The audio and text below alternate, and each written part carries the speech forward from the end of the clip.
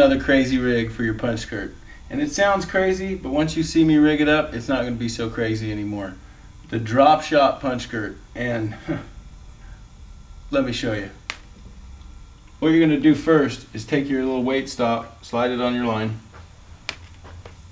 Get it up there where you have some room to work with. Again, it always starts with a weight stop. What you're going to do first is put your punch skirt on. Slide that bad boy up your line. People are saying, Bub, how can you keep giving away these secrets, man? How can you keep giving? It's because I love you guys. The next thing you're going to do is tie your hook on. I like a G-lock hook. You don't have to set the hook that hard. I like just reeling down, pulling on them. I don't like ripping their heads off. I've lost so many over the years. You know, a light hook set and a wide gap hook works really well.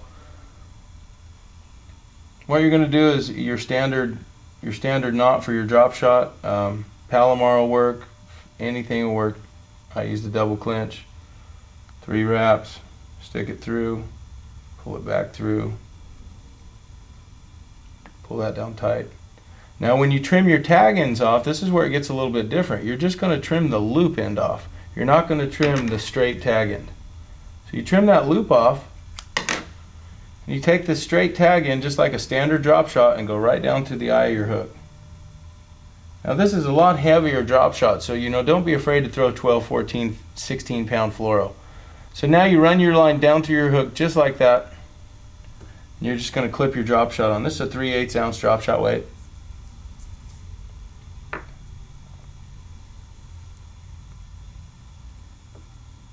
And then just Texas rig your bait of choice. I think this is a Jackal craw. Really cool craw. Texas rig on that. Expose the hook out a little bit just so the point's just barely under the plastic. And then you're going to slide that down. Slide your weight stop down. And basically what you have is a short leader drop shot. Of course you can play with the leader, but the fact that it's a weightless jig again, when it hits the bottom, now it's going to take, if you slack up on it, it's going to take a little time for that to hit the bottom. And when you go to pick up, it's going to lift your jig up without lifting your weight up. So again, the fact that it's a weightless jig on a drop shot rig and it still stands out, still has tons of action.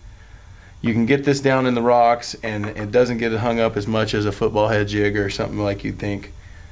Just another way to catch big bass.